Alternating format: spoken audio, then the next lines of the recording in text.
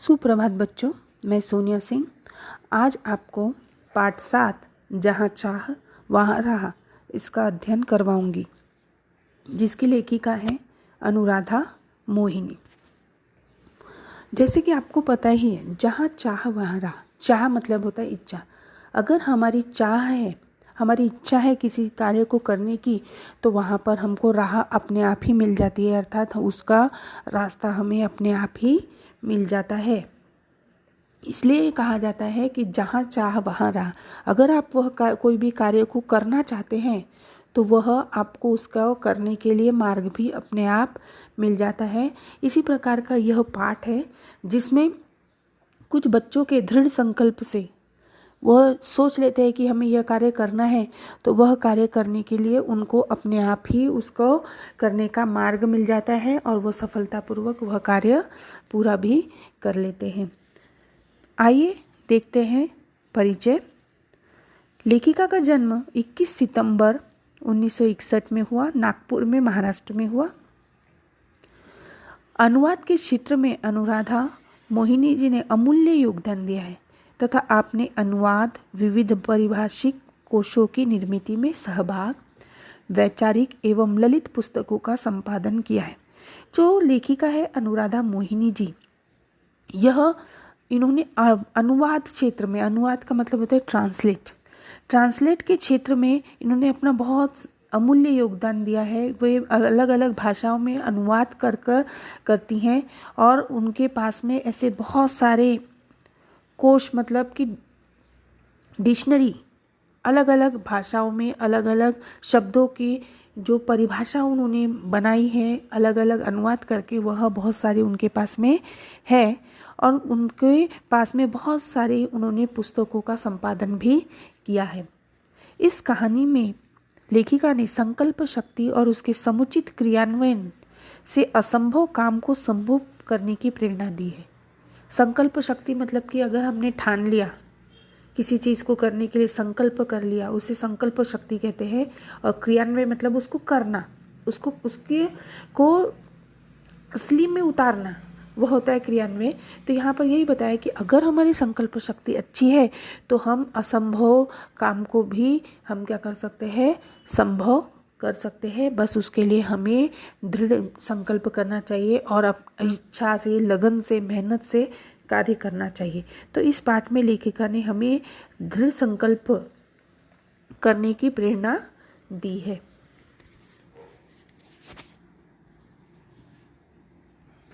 आइए देखते हैं पाठ। येसंबा गांव के पाठशाला की घंटी बजी। धुआंधार बरसात हो रही थी। वर्षा के कारण प्रार्थना मैदान पर न होकर कक्षा में संपन्न हुई। उपस्थिति लेते हुए गुरुजी ने देखा कि आज कक्षा में बहुत कम विद्यार्थी है। आज इतने विद्यार्थियों के अनुपस्थित रहने का कारण क्या है? उन्होंने विद्यार्थियों से पूछा। फिर विद्यार्थियों ने जवाब दिया, वही नाला गुरुजी। सबने एक स्वर में उत्तर दिया।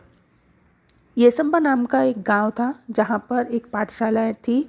पाठशाला मतलब विद्यालय था और विद्यालय की घंटी जैसी ही बजी, वहाँ पर इतनी धुआंधार बरसात हो रही थी। धुआंधार मतलब बहुत ज़्यादा बरसात हो रही थी और बरसात की वजह से प्रार्थना जो प्रेयर थी वह मैदान में न होते हुए कक्षा में हो रही थी। और जब प्रार्थना होने के बाद में जब गुरुजी ने उपस्थिति दर्ज की, मतलब कि प्रेजेंटी ली, तो प्रेजेंटी लेते समय बहुत कम विद्यार्थी उन्हें दिखाई दिए और उन्होंने पूछा बच्चों से इसका कारण क्या है। तो बच्चों ने सबने एक ही स्वर में जवाब दिया कि वही नाला गुरुजी। येसंबा गांव के ठीक बीच में से एक नाला बहता था। गांव की बस्ती नाले के एक तरफ थी, पाठशाला और खेत दूसरी तरफ थे। बरसात के दिनों में नाले में कई बार 4 से 5 फीट तक पानी भर जाता था। बड़े बुजुर्ग तो किसी तरह अपने गाय बैलों के साथ नाला पार कर खेतों में चले जाते, किंतु पाठशाला आने के लिए नाला लांघना विद्यार्थियों के लिए संभव नहीं था। जब जब जोरों की बारिश होती, उस दिन कक्षा में विद्यार्थियों की उपस्थिति पर असर पड़ता। अनेक बार विद्यार्थी पूरे सप्ताह पाठशाला नहीं जा पाते। इसके चलते गांव में बरसात, नाले में भरा पानी, पाठशाला से छुट्टी, येसंबा की यही कहानी, यह गीत गांव में प्रचलित हो गया था। अब येसम्बा गांव के ठीक बीच में एक नाला बहता था और नाला गांव की बस्ती से होकर गुजरता था और लोगों को अगर एक जगह से दूसरी जगह जाना रहता था तो उन्हें वह नाला पार करके ही जाना पड़ता था और उसमें कई बार 4 से 5 फीट तक के पानी भर जाता था। बड़े बुजुर्ग, बच्चे, इन लोगों को बहुत तकलीफ होती थी वो नाला पार करने के लिए, पर बड़े बुजुर्ग लोग कैसे भी करके अपने गाय बैलों के साथ में नाला पार करके खेतों में चले जाते थे, परंतु बच्चे छोटे होने की वजह से वह नाला पार नहीं कर पाते थे, इसलिए वह पाठशाला में बरसात के समय में बहुत कम जाया करते थे और जिसके वजह से उनकी प्रेजेंटी पर उनका असर पड़ता था। और इसी चलते गांव में एक गाना प्रचलित हो गया था कि गांव में बरसात, नाले में भरा पानी, पाठशाला से छुट्टी, येसम्बा की यही कहानी। पाठशाला में अनुपस्थिति का विद्यार्थियों की पढ़ाई पर बहुत बुरा प्रभाव पड़ता। अच्छी श्रेणी लाने वाले विद्यार्थी भी वार्षिक परीक्षा में पीछे रह जाते। सब परेशान थे, पर क्या करते, मार्ग असंभव था।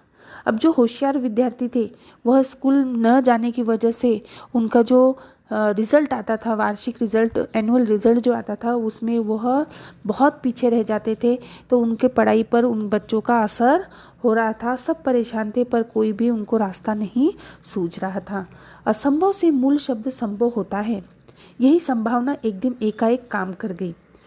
हुआ यह कि उस दिन भारी वर्षा के कारण येसम्बा के अधिकांश विद्यार्थी पाठशाला नहीं जा पाए। सो दोपहर बाद बरसात थोड़ी रुकने पर चौपाल में बरगद के पेड़ के नीचे चबूतरे पर बैठे वे आपस में बातचीत कर रहे थे। तभी तुषार ने कहा, अरे इस बरगद के पेड़ में भूत है, यहाँ क्यों बैठे हो? भूत सब कोरी कल्पना और बकवास है। क्या हम में से किसी ने भूत देखा है? सब केवल मनगढ़ंत बातें हैं। जूही ने कहकर बातचीत आगे बढ़ाई। असंभव जो शब्द होता है उसी में संभव छुपा होता है, ये आप सभी को पता है। यही संभावना एक दिन इन्हें उनके लिए काम कर गई। एक दिन बहुत बरसात हो रही थी और बरसात में सभी बच्चे स्कूल नहीं जा पाए, तो इसलिए वह क्या है, दोपहर में बरसात थोड़ी रुकने पर चौपाल मतलब कि बीचों बीच जो बड़ा सा बरगद का पेड़ होता है और उसके जो आजू बाजू जो सीमेंट का या फिर पत्थर से बनाया हुआ जो चीज़ होती है, ये एक मोटा सा भाग होता है, उसे चौपाल कहते हैं। वहाँ पर वह चबूतरे पर आकर बैठ गए और सब लोग आपस में बात करने लगे और बोल रहे, अरे बरगद के पेड़ के नीचे क्यों बैठे हो, यहाँ तो भूत है। तो फिर उसमें से किसी ने बोला, अरे ये सब कपोल कल्पना है। कपोल कल्पना है मतलब सिर्फ यह हमारी बातें सुनी सुनाई है कि भूत होते हैं। भूत कुछ भी नहीं होते हैं, ये सब मनगढ़ंत बातें हैं, सब किसी की बनाई हुई बातें हैं। और यह कहकर बातचीत आगे बढ़ने लगी। आज एक और अनुपस्थिति लग गई मेरी। अब तक 14 अनुपस्थितियाँ हो चुकी इस बरसात में। उज्ज्वला ने परेशानी भरे स्वर में कहा, मेरी तो कुल उपस्थिति ही शायद 14 होगी। शुभम ने कहा तो सब हंस पड़े। अब बेचारे सब आपस में बात कर रहे थे और आपस में बात करते, अरे मेरी एक और आज प्रेजेंटी ने एब्सेंटी लग गई। ऐसे कुल मिलाकर मेरे इस महीने में 14 एब्सेंटी लग गई। तो उसमें से जो शुभम था वो तो बोला कि मेरी तो कुल मिला के 14 ही प्रेजेंटी लगी होगी, तुम्हारी तो 14 एब्सेंटी। तो सब उसके ऊपर हंस पड़े। लेकिन क्या हम हर बरसात में ऐसे ही चर्चा करते रहेंगे और अपनी पढ़ाई का नुकसान होने देंगे? क्या हम ऐसे ही हाथ पर हाथ धरे बैठे रहेंगे? आशीष ने गंभीर स्वर में पूछा। हम कर भी क्या सकते हैं, हम तो बच्चे हैं, तुषार ने कहा। सच कहा तुषार तूने, हम बच्चे कर भी क्या सकते हैं, हम बच्चे कर भी क्या सकते हैं। इस वाक्य को गीत की तरह गाकर एक साथ तालियां बजाकर वहां बैठे बच्चे जोर जोर से हंसने लगे। अब उन लोगों को बहुत परेशानियां हो रही थी बच्चों को, क्योंकि वह स्कूल नहीं जा पा रहे थे और वह आपस में यही बात कर रहे थे कि हर साल हम ऐसे ही करते हैं क्या, हमें हर साल ऐसे ही घर में बैठना पड़ेगा बरसात में। बच्चे बहुत गंभीर स्वर में बोल रहे थे। उसमें से आशीष ने पूछा कि हम कर भी क्या सकते हैं, हम तो बच्चे हैं ना। फिर तुषार ने उसी बात को गाना गाते हुए कहा, सच कहा तुषार तूने, हम तो बच्चे हैं, हम कुछ भी क्या कर सकते हैं, हम कुछ भी नहीं कर सकते। इस प्रकार से बच्चे ताली बजाकर जोर जोर से अपने ऊपर ही हंसने लगे। हंसो मत, कोई कुछ कर सकता है तो वह हम ही हैं। आत्मविश्वास भरा यह स्वर दामिनी का था। हर समस्या का निदान संभव है। प्रकृति ने विचार करने के लिए हमें बुद्धि दी है। मुझे विश्वास है कि हम सब मिलकर विचार करेंगे तो कोई न कोई रास्ता अवश्य मिलेगा। अब उसमें से दामिनी का एक जोर से आवाज़ आती है, हंसो मत।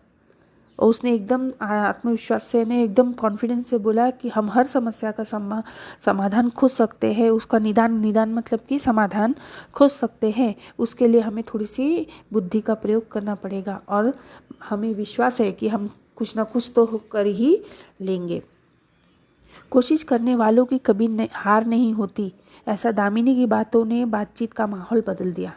हर कोई गंभीर होकर समस्या के हल के बारे में सोचने लगा। हल मिल गया। हम बरसात में भी पाठशाला जा सकते हैं। आशीष की आंखों में चमक और स्वर में उत्साह था। कैसे? सबने एक साथ पूछा। हम नाले पर पुल बनाएंगे। पुल? मित्रों के स्वर में आश्चर्य को भांपकर आशीष ने आत्मविश्वास पूर्वक उत्तर देते हुए कहा, हाँ पुल।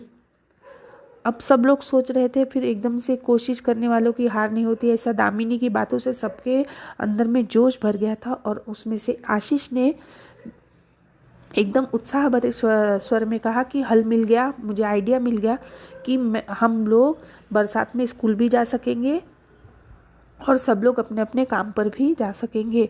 तो सब पूछते हैं कैसे? तो हम नाले पर पुल बनाएंगे। तो उसके जो बातों में बहुत आत्मविश्वास था और उसने उत्तर दिया, हाँ हाँ हम पुल ही बनाएंगे। विज्ञान की पुस्तक में हम सब ने पुल की जानकारी पढ़ी है। जब कभी शहर गए हैं बड़े बड़े पुल देखे भी हैं। अंतर्जाल से हम जानकारी भी प्राप्त कर सकते हैं। गांव का नाला बहुत ज़्यादा चौड़ा नहीं है। हमें लगभग 10 फीट का पुल बनाना होगा। अब उन लोगों ने तय किया कि हमने विज्ञान की पुस्तक में तो देखा ही है कि पुल कैसे बनता है, किस प्रकार से उसमें क्या क्या लगता हुआ है। और जब हम कभी शहर गए हैं तो वहाँ पर भी हमने बड़े बड़े पुल देखे। अंतर्जाल का मतलब होता है इंटरनेट की सहायता से हम जानकारी प्राप्त कर लेंगे और गांव के नाले के ऊपर बड़ा सा पुल बना लेंगे। और उन्होंने कहा कि गांव का नाला ज़्यादा बड़ा तो नहीं है, चौड़ा तो नहीं है, उस पर हमें ज़्यादा बड़ा पुल बनाने की आवश्यकता नहीं है। 10 फीट पुल बनाने से काम हो जाएगा। पुल बनाने का विचार जंगल की आग की तरह ये संबा गांव में फैल गया। हर व्यक्ति इस विचार और विद्यार्थी के हौसले की प्रशंसा कर रहा था। अब पुल बनाने का जो फैसला बच्चों ने लिया तो वो सब गांव में वह फैल गया और सभी उनकी प्रशंसा कर रहे थे। विद्यार्थियों ने छोटे छोटे समूह बनाकर इस प्रकल्प की बारीकियों पर काम करना शुरू कर दिया। सामग्री की सूची बनाई। सामग्री खरीदने के लिए 20-20 रुपये एकत्रित करना आरंभ किया। अब तक पाठशाला के शिक्षक और गांव के लोग भी सहायता के लिए आगे आ चुके थे। देखते देखते सामग्री के लिए आवश्यक राशि जमा हो चुकी थी। अब विद्यार्थियों ने पुल बनाने के लिए काम शुरू कर दिया। उन्होंने छोटे छोटे समूह बनाकर ग्रुप बना दिए और सबको अपनी अपनी बारीकी से उन्होंने काम की जानकारी जो भी है वो ग्रुप को दी और उस हिसाब से वह काम करने लगे। तो सामग्री जो खरीदनी थी पुल के लिए तो उसके लिए सबने 20-20 रुपये जमा करने का सोचा और सभी शिक्षक ने, गांव के लोगों ने, सभी ने वहाँ पर उनकी मदद की और देखते ही देखते उनको सामग्री के लिए पैसे जमा उनके पास में हो गए।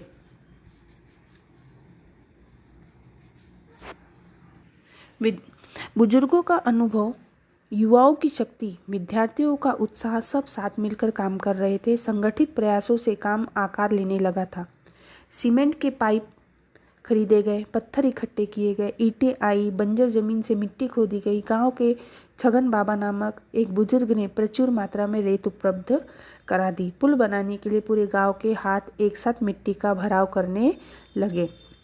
अब सभी बुजुर्गों ने भी उनको फिर उनका अनुभव काम करने लगा कि उन्होंने भी उनको बताया कि किस प्रकार से बनाना। युवाओं की शक्ति मतलब कि जितने भी युवा व्यक्ति थे उन्होंने भी वहाँ पर काम करना शुरू कर दिया। विद्यार्थियों का उत्साह बहुत बढ़ चुका था और सबके संगठित प्रयास मतलब मिलजुल कर प्रयास करने से वह पुल बनने की ओर तैयार हो गया था।